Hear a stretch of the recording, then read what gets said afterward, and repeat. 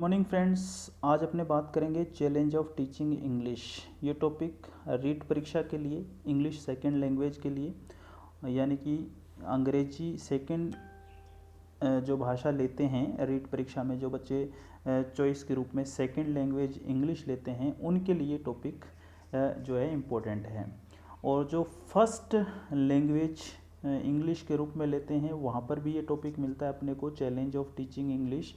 और इसके अलावा सी टेट या एच टेट परीक्षाओं के लिए भी ये टॉपिक उपयोगी है। यहाँ पर हम बात करेंगे आज इस वीडियो में चैलेंज ऑफ टीचिंग इंग्लिश, यानी कि अंग्रेजी शिक्षण के लिए क्या चुनौतियाँ होती हैं जो एक शिक्षक को फेस करनी होती हैं। तो चैलेंज ऑफ टीचिंग इंग्लिश का मतलब अंग्रेजी शिक्षण की चुनौतियाँ। दोस्तों, India is a land of various languages and majority of Indian use a number of different languages. India is a land of various languages. Bharat जो है वहाँ पर वेरियस लैंग्वेजेस बोली जाती हैं, यानी वेरियस का मतलब अलग अलग प्रकार की, अनेक, उसको वेरियस कहा जाता है। एक तो होता है मेनी, जिसका अर्थ होता है अनेक। एक होता है सेवरल, जिसका अर्थ होता है तीन से ज़्यादा, सीमित संख्या में। और एक होता है वेरियस। वेरियस एक डिटर्मिनर्स है जिसका अर्थ होता है अलग अलग प्रकार के, अनेक। तो India is a land of various languages and majority of Indian use a number of different languages. ये भारत में विभिन्न प्रकार की भाषाएं हैं और बहुत अधिक जो इंडियन हैं, मेजॉरिटी ऑफ इंडियंस का मतलब बहुत अधिक मात्रा में जो इंडियन हैं वो अलग अलग प्रकार की भाषा का यूज़ करते हैं। राजस्थान में कोई राजस्थानी बोल रहा है, पंजाब में पंजाबी चल रही है, हरियाणा में हरियाणवी चल रही है। इस टाइप से अलग अलग इंडियन जो हैं, लोग हैं, वो अनेक प्रकार की भाषाओं का उपयोग करते हैं। So teachers should be well prepared to face the challenge which they will meet in their work. इसलिए जो टीचर है उसको बहुत सारी चुनौतियों को फेस करना होता है अपने कार्य के अंदर। तो वो क्या चुनौतियां हैं जो एक इंग्लिश के टीचर को फेस करनी होती है इंग्लिश टीचिंग के अंतर्गत, आइए अपने बात करते हैं उनकी। Major challenges of teaching English, यहाँ पर हम बात कर रहे हैं मुख्य चुनौतियों की जो अंग्रेजी शिक्षण के तहत आती हैं। दोस्तों, पहली चुनौती है लेक ऑफ प्रॉपर एम, यानी कि निश्चित उद्देश्य की कमी है। कि जो अंग्रेजी टीचिंग कराने वाले लोग हैं, जो शिक्षक हैं, उनको प्रॉपर एम नहीं पता कि वो अंग्रेजी को, जो सेकंड लैंग्वेज मानी जाती है हमारे यहाँ, अंग्रेजी को एक सब्जेक्ट मानते हैं, जबकि अंग्रेजी एक सब्जेक्ट नहीं, एक भाषा है। ज़्यादातर जो इंग्लिश के टीचर होते हैं वो अंग्रेजी को एक भाषा मानकर नहीं पढ़ाते, वो अंग्रेजी को एक सब्जेक्ट मानकर पढ़ाते हैं। जिस तरह से मैथ, साइंस या और कोई सब्जेक्ट होता है उसमें पढ़ाया जाता है, उसी तरीके से इसको पढ़ाने की टीचर गलती करते हैं, जबकि ये एक सब्जेक्ट नहीं है, ये एक भाषा है। इसलिए सबसे पहली बात तो प्रॉपर एम जो है, उद्देश्य जो है, वो पता नहीं है शिक्षकों को, इसलिए इसका फ़ायदा बच्चों को नहीं मिल पाता है। तो सबसे पहले हम बात करेंगे लेक ऑफ प्रॉपर एम की। लेक का अर्थ होता है कमी। लेक एक झील भी होती है, LAKE, लेकिन यहाँ पर है LACK। लेक इसका अर्थ होता है कमी। लेक ऑफ प्रॉपर एम यानी कि प्रॉपर उद्देश्य की जो होती है वो कमी है। Teacher do not exactly understand the main M of teaching English. दोस्तों, इस लाइन का अर्थ है कि teacher do not exactly understand the main M of teaching English. Teachers को मुख्य उद्देश्य नहीं पता अंग्रेजी शिक्षण का। वो क्या करते हैं, they divide their work into reading, writing, grammar, translation, dictation and composition. अंग्रेजी अब वर्तमान में ये हो रहा है कि अंग्रेजी शिक्षण कार्य करवाने वाले, यानी कि अंग्रेजी के जो टीचर हैं, वे अंग्रेजी पढ़ाते समय क्या करते हैं, अपने कार्य को डिवाइड करते हैं। They divide their work. कैसे डिवाइड करते हैं? रीडिंग के तहत, writing, grammar, translation, dictation and composition, इन चीज़ों के अंदर वो उसको डिवाइड कर लेते हैं। They feel fully satisfied in keeping the students busy in writing during the whole period of teaching. Teacher क्या करता है, वर्तमान में भी यही हो रहा है, टीचर क्या करता है कि जो ख़ास तौर पर अंग्रेजी का टीचर होता है वो स्टूडेंट्स को बिज़ी रखना चाहता है। जब स्टूडेंट बिज़ी होगा तो उसको लगता है कि जब स्टूडेंट बिज़ी होगा तो उससे कुछ पूछेगा नहीं, और बेचारा पूछेगा भी कैसे, स्टूडेंट्स इंग्लिश में, तो वैसे ही उनका हाथ तंग होता है। और टीचर जो है वो प्रॉपर एम जानता नहीं है टीचिंग इंग्लिश का, इसलिए वो स्टूडेंट्स को बिज़ी रखता है सिर्फ लिखने के अंदर। तो यहाँ पर देखिए लिखा है ना, दे फील फुली सेटिस्फाइड। टीचर एकदम अपने आप को संतोष महसूस कराता है जब वो स्टूडेंट को बिज़ी कर देता है राइटिंग के अंदर, यानी कि लिखने के अंदर बिज़ी कर लेता है। टीचर ने 2-4 रूल लिखे, बच्चे उसको नकल करते हुए लिखना शुरू कर देते हैं। इस तरह से पूरा पीरियड बीत जाता है। और टीचर जिसको प्रॉपर एम नहीं पता था इंग्लिश का, जिसने इंग्लिश को एक सब्जेक्ट मानकर पढ़ाया है, तो ये एक बहुत कमी है टीचिंग इंग्लिश के तहत। ये एक चैलेंज है जिसको स्टूडेंट और टीचर दोनों फेस करते हैं। तो टीचर को क्या चाहिए, टीचर को अंग्रेजी को एक सब्जेक्ट ना मानकर एक भाषा मानकर बताना चाहिए, एक भाषा मानकर सिखाना चाहिए, तभी बच्चे जो है अंग्रेजी में कमांड बना पाएंगे। दूसरा पॉइंट है दोस्तों, over crowded classes. Over crowded classes भी एक मुख्य समस्या है। आजकल की जो इंस्टीट्यूट हैं, कोचिंग क्लासेस हैं, वहाँ पर ये समस्या हमें बहुत देखने को मिलती है। जो बच्चा है बड़े बड़े नाम सुनकर कोचिंगों में पहुंच जाता है और लास्ट बेंच पर बैठने को उसको मुश्किल से जगह मिलती है, और क्या चल रहा है क्लास में, टीचर क्या बता रहा है, क्या सुना जा रहा है, सब जो है एक दूसरे का मुंह देखते हुए वहाँ पर पढ़ते रहते हैं। किसी को, कई टीचर तो ऐसे भी हैं, किसी को प्रश्न पूछने नहीं देते, और प्रश्न कोई बालक गलती से पूछ भी लेता है तो उसको तानाशाह की तरह, हिटलर की तरह डांट कर चुप करा देते हैं। वो लास्ट बेंच पर बैठा हुआ बच्चा चुपचाप अपनी बेइज्जती महसूस करता हुआ या तो क्लास से क्विट कर लेता है, 1-2 दिन आता है, या फिर चुपचाप सहन करता रहता है। तो ओवर क्राउडेड क्लासेस में लॉस ये होता है कि ओवर क्राउडेड यानी कि बहुत अधिक भीड़ वाली क्लासें होती हैं। इन क्लासों में स्टूडेंट्स को कुछ भी समझ में नहीं आता, और टीचर भी प्रत्येक बच्चे से संवाद नहीं कर पाता है, बातचीत नहीं कर पाता है, और कोई भी बच्चा जो है वो प्रश्न पूछने की हिम्मत नहीं रखता है। अगर एक आधा कोई रखता है तो टीचर जो है अपने तानाशाह तरीके से उसको चुप भी करवा देता है। ये आजकल के कोचिंग इंस्टीट्यूट में हम देखते हैं, आपने भी देखा होगा। तो ओवर क्राउडेड क्लासेस जो है ये सेकंड चैलेंज है। Over crowded classes generally reduce teachers ability to teach English effectively. और जो ओवर क्राउडेड क्लासेस होती हैं वहाँ पर जो है टीचर की एबिलिटी रिड्यूस होती है, यानी कि उसकी एबिलिटी में कमी आती है अंग्रेजी शिक्षण के दौरान, कि प्रभावशाली तरीके से वो शिक्षण नहीं करा पाता है। And he does not pay personalize attention to the learners. और वो पर्सनली किसी बच्चे पर भी ध्यान नहीं दे सकता, क्योंकि ओवर क्राउडेड क्लासेस में जब एक बच्चा प्रश्न पूछना स्टार्ट करेगा तो वो उसका उत्तर देगा, इतने में दूसरा पूछ लेगा, तीसरा पूछ लेगा, तो प्रश्न पूछने और बताने में ही पूरी क्लास ख़त्म हो जाती है। इसलिए ये एक समस्या है ओवर क्राउडेड क्लासेस का। और शिक्षा का अधिकार अधिनियम के तहत एक निश्चित शिक्षक और छात्र अनुपात बताया गया है। उस अनुपात को जो है कोचिंग इंस्टीट्यूट में फ़ॉलो नहीं किया जा सकता। हालांकि स्कूल में भी फ़ॉलो नहीं किया जा रहा, तो कोचिंग इंस्टीट्यूट में तो फॉलो करने का सवाल ही पैदा नहीं होता। खैर, ये सेकंड चैलेंज है ओवर क्राउडेड क्लासेस। तीसरा है lack of good text books. अच्छी टेक्स्ट बुक की कमी है। आजकल आप देखते हैं कि हर कोई ग्रेजुएशन कर लिया या 2 दिन कोचिंग पढ़ा लिया तो उसने एक बुक लिख ली। तो ऐसी बुक जो होती हैं वो गलतियों से भरी होती हैं। सभी पुस्तकों के लिए मैं नहीं कह रहा, लेकिन कुछ एक पुस्तकें हैं जिनमें गलतियों की भरमार रहती है।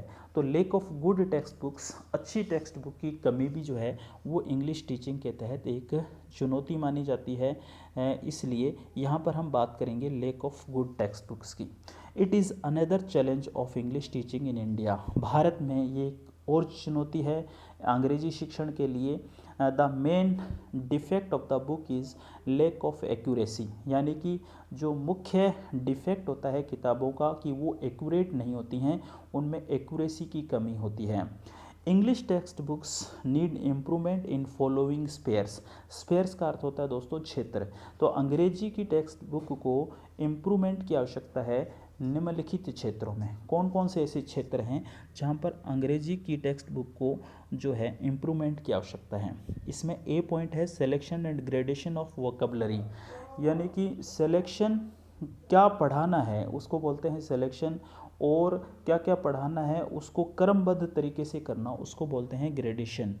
और वोकेबलरी शब्दावली, ये सारी चीज़ों को एक व्यवस्थित तरीके से पढ़ाना होगा। किताबों के अंदर ये सारी व्यवस्थित तरीके से होनी चाहिए चीज़ें।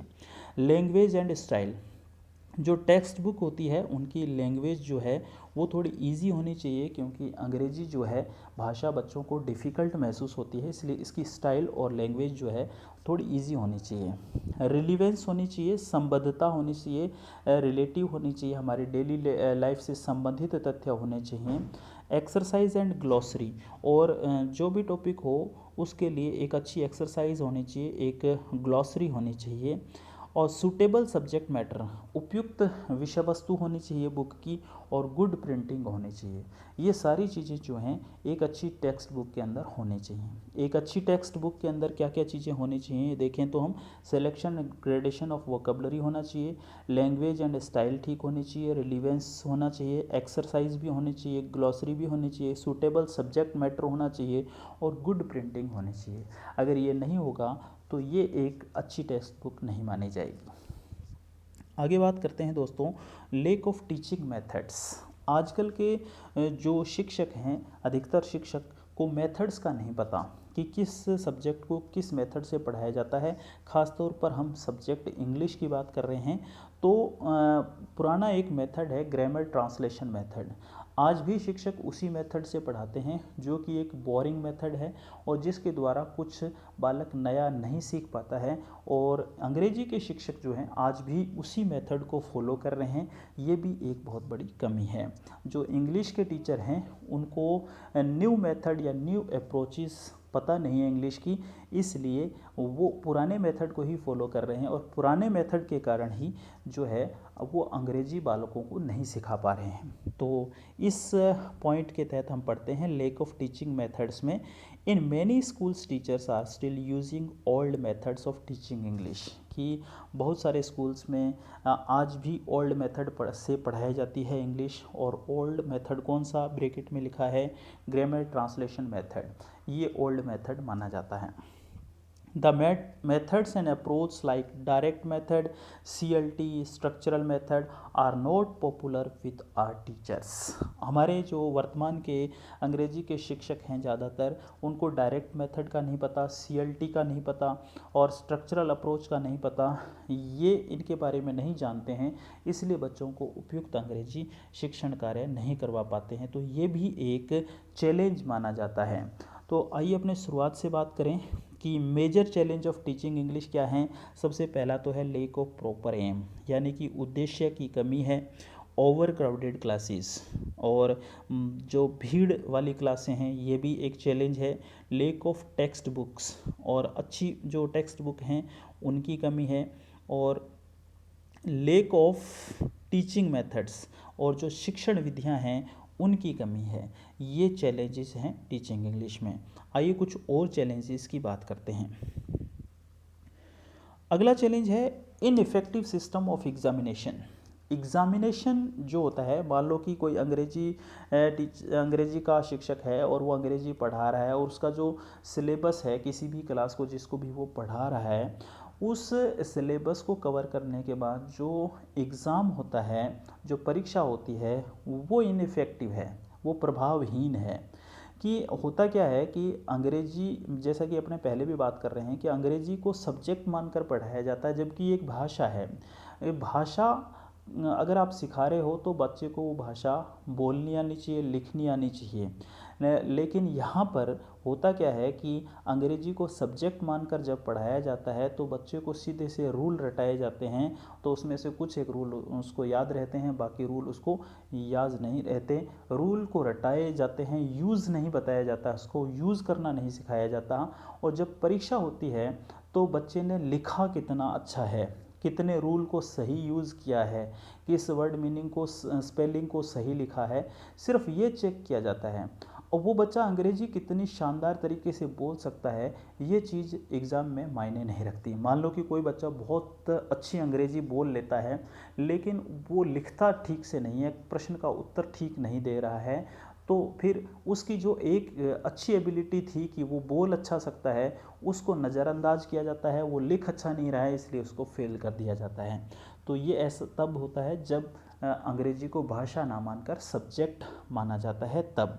तो ये जो परीक्षा प्रणाली है ये इनफेक्टिव है, ये एक बाधा भी है, एक चुनौती भी है अंग्रेजी शिक्षण के तहत। तो one of the main defects of the examination system in English that is does not test the students ability to understand spoken English and their ability to speak it। यानी कि अंग्रेजी का जब पेपर होता है, मान लो कोई 8th क्लास का पेपर है, वो फराटेदार अंग्रेजी बोलता है, लेकिन मैंने अभी बताया आपको कि वो लिख नहीं सकता, वो प्रश्न का उत्तर सही नहीं दे पाया, तो उसकी जो एबिलिटी थी स्पोकन इंग्लिश की, उसको तो चेक किया ही नहीं गया, और उसकी जो लिखने की एबिलिटी थी उसको चेक करके उसको फेल या पास बताया जाता है। इस प्रकार ये बात जो है अंग्रेजी शिक्षण के तहत एक बाधा मानी जाती है, एक चुनौती मानी जाती है। Lace use of audio visual ads, lace use of audio visual ads, इसको बोलते हैं दृश्य श्रव्य सामग्री। जो आजकल कक्षाओं में प्रोजेक्टर के माध्यम से पढ़ाते हैं लोग, प्रोजेक्टर का यूज़ भी नहीं करना आता आज के शिक्षक को। प्रोजेक्टर का यूज़ मैथ और साइंस की क्लास में डायग्राम वगैरह बताने के लिए होता है, या छोटी क्लासेस होती हैं, उनको कोई टीचर पढ़ा रहा है एप्पल, तो एप्पल की इमेज दिखाई जाती है, बुक है तो बुक की इमेज दिखाई जाती है। लेकिन वर्तमान में हो क्या रहा है कि जो टीचर है पहले ही कंप्यूटर पर बैठकर उसको डिजिटल बोर्ड नाम से जो एजुकेशन के अंदर एक नई क्रांति आई है, टीचर पहले से ही लिख लेता है उस डिजिटल बोर्ड पर और उसको देख देख कर पढ़ता रहता है और बताता रहता है स्टूडेंट्स को। अरे भाई, देख कर पढ़ाने के लिए तो कोई स्टूडेंट को भी आप खड़ा कर दोगे कि भैया डिजिटल बोर्ड पे जो लिखा हुआ है उसको देखकर पढ़ के बताओ, तो वो भी समझा देगा, कुछ चीज़ें बता देगा। ये डिजिटल बोर्ड साइंस और मैथ के डायग्राम को बताने के लिए, या कोई ऐसा डिफ़िकल्ट डायग्राम हो या कोई फॉर्मूला हो उसको बताने के लिए होता था। लेकिन आजकल सभी टीचर, चाहे वो हिंदी पढ़ा रहा है चाहे वो अंग्रेजी पढ़ा रहा है, वो सारा जो है किसी चीज़ को लिखता है। नाउन पढ़ा रहा है तो पूरी नाउन को लिख लिया, बोल बोल के उसको देख देख के बोल रहा है, बच्चे उसको लिख रहे हैं, बच्चे भी इसी चीज़ को पसंद करने लगे हैं। लेकिन ये एक सही तरीका नहीं है। तो lace use of audio visual ads की बात करें तो शिक्षण में जो है ऑडियो विजुअल टेक्निक्स की कमी है। In our school audio visual aids are hardly use, बड़ी मुश्किल से यूज़ किए जाते हैं क्योंकि बहुत ही महंगे उपकरण होते हैं। Due to lack of funds की कमी की होने के कारण, और एक्सपेंसिव एड्स बहुत महंगे होते हैं, इसलिए कैन नॉट बी परचेज्ड। जो गरीब विद्यालय होते हैं वो इनको नहीं खरीद पाते हैं। तो ये यहाँ पर फिर एक कमी मानी जाती है, ये एक चैलेंज माना जाता है, क्योंकि छोटे बच्चों को ज़्यादा ऑडियो विजुअल टेक्निक्स की ज़रूरत पड़ती है। 7वां पॉइंट है दोस्तों, लेक ऑफ इफ़ेक्टिव टीचर्स, की सक्षम शिक्षकों की कमी है। ये भी एक अंग्रेजी शिक्षण के तहत कमी चैलेंज है। लेक ऑफ लैंग्वेज लैब, जैसे केमिस्ट्री, फिजिक्स, बायोलॉजी की लैब होती हैं, वैसे लैंग्वेज की भी एक लैब होती है। और किसी भी स्कूल में, कॉलेज में, कहीं भी कोई एक आधे को छोड़कर कहीं भी लैंग्वेज की जो लैब है वो नहीं है। तो भाषा की प्रयोगशालाओं की कमी के कारण भी जो है अंग्रेजी भाषा बच्चे ठीक से नहीं सीख पाते हैं। लेक ऑफ यूनिफॉर्म पॉलिसी मतलब समान पॉलिसी की कमी है। पूरे देश में अंग्रेजी शिक्षण अलग अलग तरीके से जो है बताया जाता है। पंजाब में अलग रूल हैं, राजस्थान में अलग रूल हैं, हरियाणा में अलग रूल हैं, अलग अलग राज्यों में अलग अलग रूल है। कहीं अंग्रेजी छठी से शुरू हो जाती है, कहीं नर्सरी से शुरू हो जाती है। इस तरह से ये असमानता है। तो ये एक समान पॉलिसी होनी चाहिए। लेक ऑफ यूनिफॉर्म पॉलिसी जो है, इसकी एक समान पॉलिसी की कमी जो है, ये भी अंग्रेजी शिक्षण के लिए एक चुनौती है, एक चैलेंज है। लेक ऑफ स्टडी मटेरियल, शिक्षण सामग्री की भी कमी है। और लेक ऑफ टाइम, समय की भी कमी है। ये सारी चीज़ें जो हैं चैलेंज हैं टीचिंग इंग्लिश के लिए।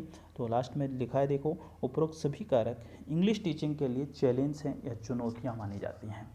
तो इन सारी चुनौतियों को आप याद कर लें कि ये टीचिंग इंग्लिश के लिए चुनौतियाँ हैं। इनकी बात हमने, हमारा टॉपिक की हेडिंग भी यही थी, चैलेंज ऑफ टीचिंग इंग्लिश। तो ये चैलेंज है टीचिंग इंग्लिश के लिए, तो इसको आप टॉपिक को अच्छे से याद कर लें।